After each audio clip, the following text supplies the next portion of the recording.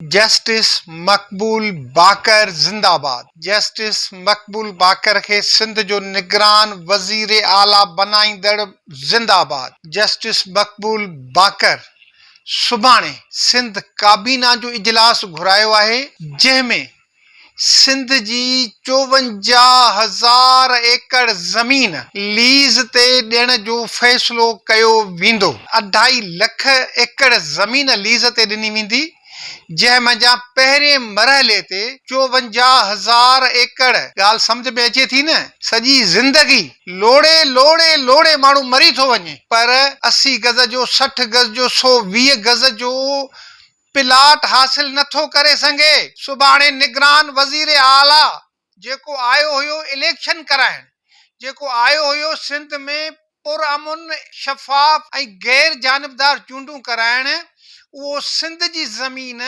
सिंध जे हारियुनि खे ॾियण बजाए, सिंध जे ग़रीबनि खे ॾियण बजाए, सिंध जे पोरियतनि खे ॾियण बजाए सुभाणे लीज़ ते ॾियण जो फ़ैसिलो करे वेंदो।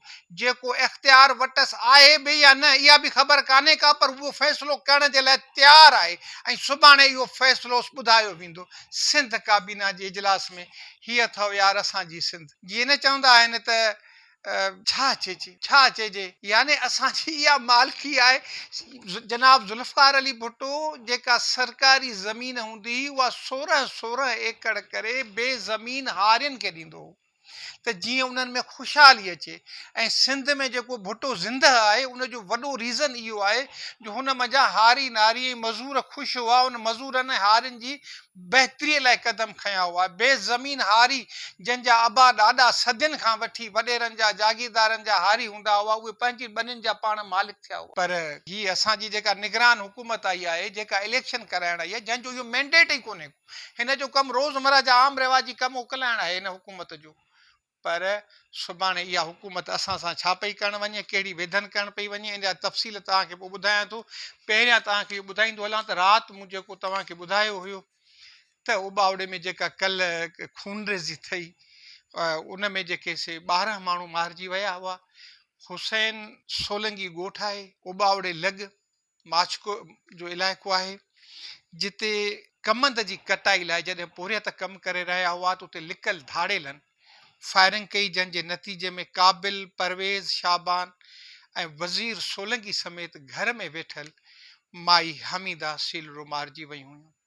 अहिड़े इतलाह ते पंजाब पुलिस पहुती हुई, जिन लाश छॾाइण लाइ फायरिंग कई, धाड़ेलनि सां मुक़ाबिलो कयो, जंहिंजे नतीजे में पंजाब पुलिस हथां 4 धाड़ेल उमरू शर, करमू कोश, अली नवाज़ शर ऐं रहमदिल मौक़े ते मारिजी। इन खां पोइ इहा जेका जंग पे हली, इन जे नतीजे में धाड़ेलनि राकेट लांचर इस्तेमालु कया। राकेट लॻण करे मोहम्मद कासिम पंजाब पुलिस जो अहलकार मौक़े ते मरी वियो, जॾहिं त इरशाद ऐं APC जो ड्राइवर आसिफ सख़्तु ज़ख़्मी थी पिया, जन वीचारनि वरी इस्पताल में दम धणी हवाले कयो, सादिक आबादी इस्पताल। ही हुई हुन वाक़े जी अपडेट। ऐं तव्हांखे ॿुधाईंदो हलां त सुभाणे 3 बजे सिंध जे वॾे वज़ीर रिटायर्ड जस्टिस मक़बूल बाकर साहब सिंध काबीना जो इजलास घुरायो आहे, जंहिंमें जन इस्मनि ते वीचार कयो वेंदो। उन में 14 नंबर ते सिंध जी 54,000 एकड़ ज़मीन फौरी तौर ते जॉइंट वेंचर फार्मिंग लाइ ॾियण जो फ़ैसिलो कयो वेंदो। उसूली तौर ते हिन जी मंज़ूरी थी चुकी आहे। MS green initiative private limited company आहे जेका इन ज़मीन खे संभालींदी। पहिरें मरहले में 20 सालनि लाइ लीज़ ॾिनो वेंदो ऐं पोइ उन में हिकु दफ़ो 10 सालनि जो इज़ाफ़ो कयो वेंदो, यानी 30 सालनि जे लाइ।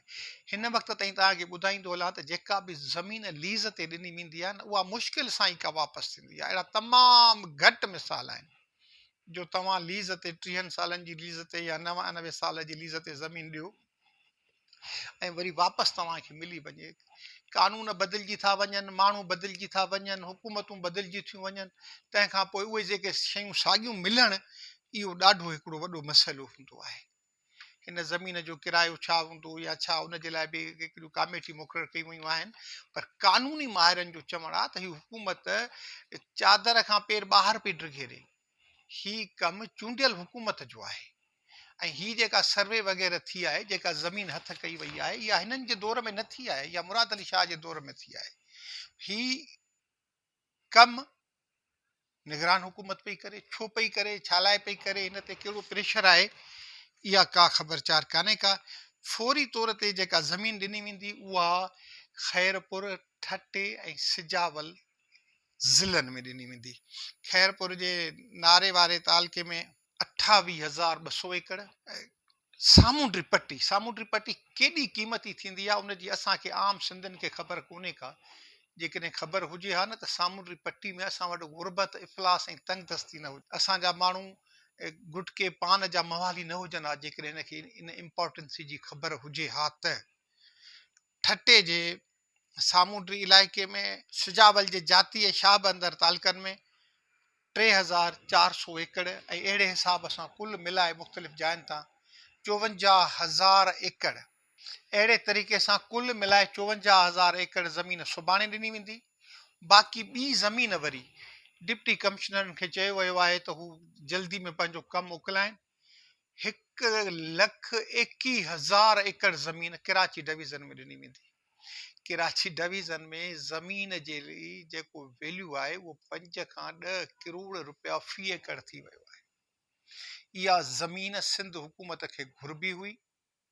मक़बूल बाकर साहब वॾो उनखे अलाह साईं मौक़ो ॾिनो हुयो हिन उमिरि में त हू इहा ग़रीबनि मिसकिननि में विरहाए हा, बेज़मीन हारियुनि में विरहाए हा, पर न, इहा ज़मीन जेका आहे सा 1,21,000 एकड़ कराची जी ज़मीन, कराची में जिते 120 गज़ जो प्लाट बि सफ़ेद पोश माण्हू हासिल करे नथो सघे, उहा बि ॾिनी वेंदी लीज़ ते, 30 सालनि जी लीज़ ते उहा बि वेंदी।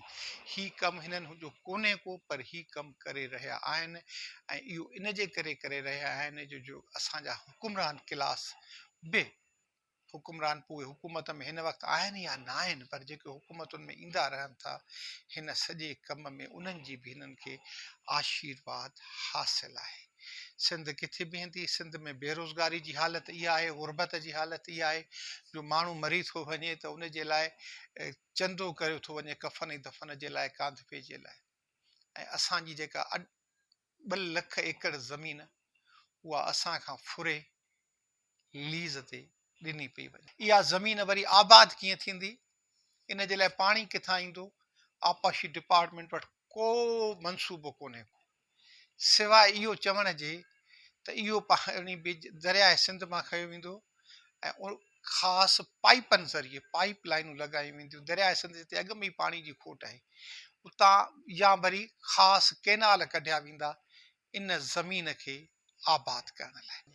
अॼु जे ओपन सीक्रेट मां पंहिंजे भाउ, पंहिंजे दोस्त शेर मोहम्मद ख्वाड़ खे इजाज़त ॾींदा। ख़ुदा।